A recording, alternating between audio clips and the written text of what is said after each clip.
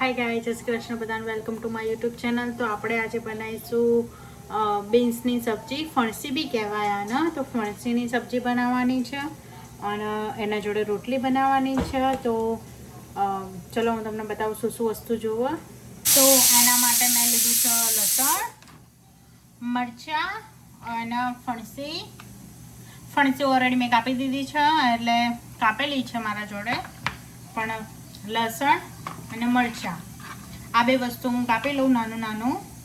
તો અહીંયા મેં લસણે કાપી લીધું ને મરચાં કાપી લીધા અને કઢી પત્તા છે, મીઠો લીમડો છે. તો આ એટલી વસ્તુ લીધું અને જે રેગ્યુલર જે મસાલા આપણા હોય, મરચું, હળદર, ધાણા જીરું અને હળદર, તો એ વસ્તુ લેવાની છે. તો હવે હું વઘાર કરું છું, વઘાર બતાવું તમને. તો લઈ લીધી છે કઢાઈ મેં, એમાં નાખીશ હું થોડું તેલ તમારે અકોર્ડિંગ તમારે જેટલું હોય શાક એટલું લેવાનું.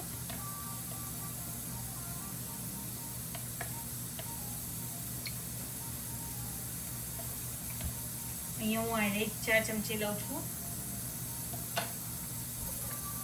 હવે તેલને થવા દઈશું આપણે ગરમ. પછી એમાં તો તેલ આપણું આઈ થિંક થઈ ગયું છે. તો એની અંદર હું નાખીશ થોડું રાઈ,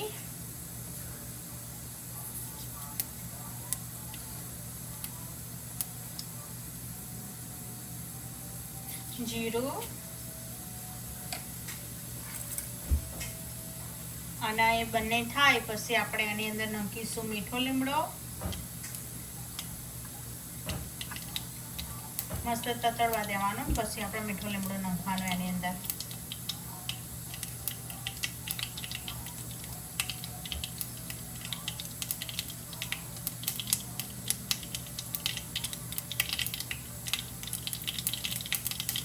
તો આવી રીતના તમે વઘાર કરશો ને તો બહુ મસ્ત ટેસ્ટ આવશે. તો તમારે આવી રીતના જેવી રીતના હું કરું છું ને એવી રીતના જ કરજો.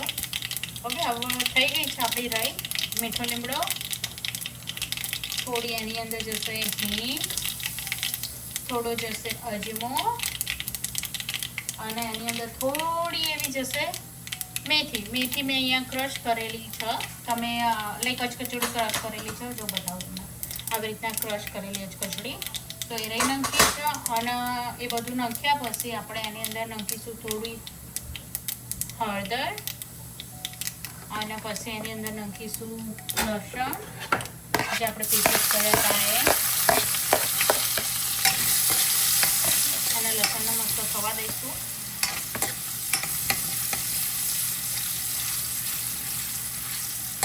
અજમો અને બે વસ્તુ સ્કીપ ના કરતા, કારણ કે ફણસી હોય તમને વાયડી ના પડે, એટલા માટે તમારે અજમોને નાખવાનું. પછી એની અંદર નાખીશું લાલ મરચાં,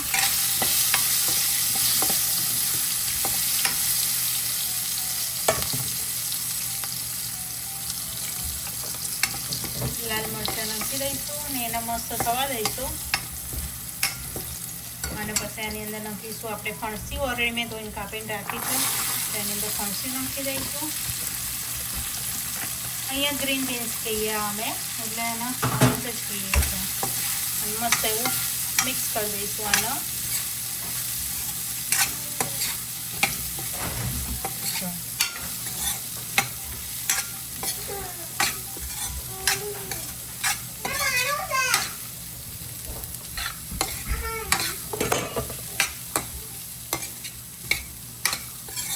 આની અંદર નાખીશું ધાણા જીરું પાવડર, કારણ કે હળદર તો આપણે નાખી છે એના માટે. ધાણા જીરું, મીઠું ટેસ્ટ વાઇઝ તમારે જેટલું નાખવું એટલું. અને મેં ઓલરેડી લીલા મરચાં નાખ્યા છે એટલે મરચું હું આટલું જ નાખીશ.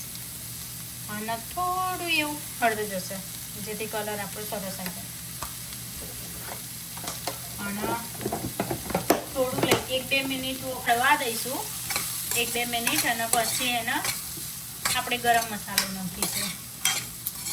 મસ્ત એવું 2 મિનિટ આવી રીતના એ કરવાનું.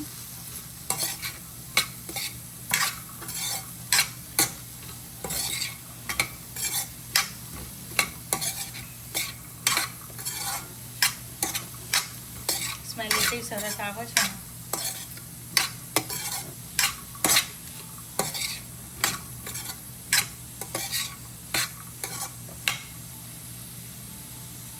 તો 2 મિનિટ થઈ ગઈ છે મારો.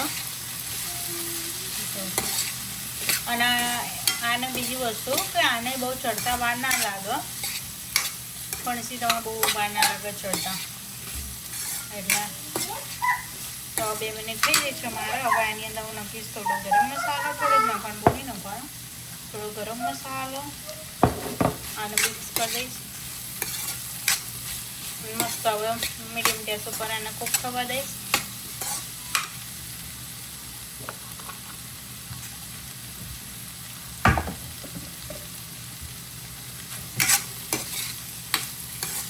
જો કેટલો લુક મસ્ત આવ્યો છે.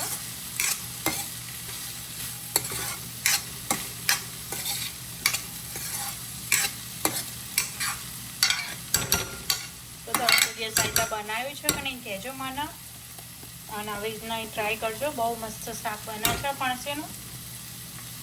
યુઝ્યુઅલી બધા સિમ્પલ બનાવતા હોય, હું આવી રીતના બનાવું.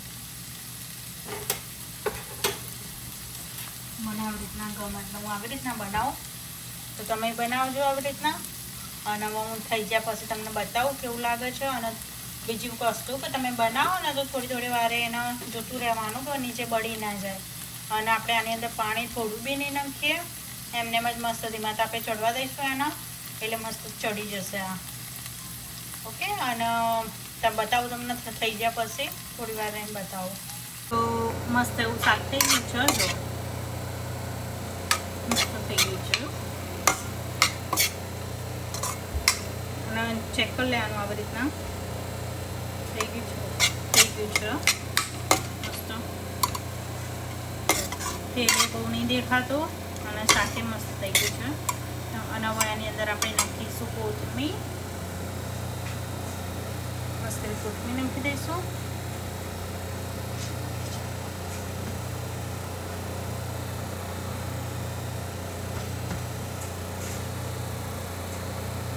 મસ્ત કોથમીર નાખી દીધી છે અને મિક્સ કરી દઈશું.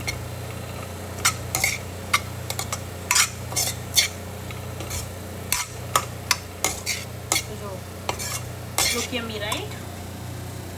એટલું સરસ લાગે છે, લુકમાં સરસ લાગે ને ટેસ્ટમાં મસ્ત લાગે.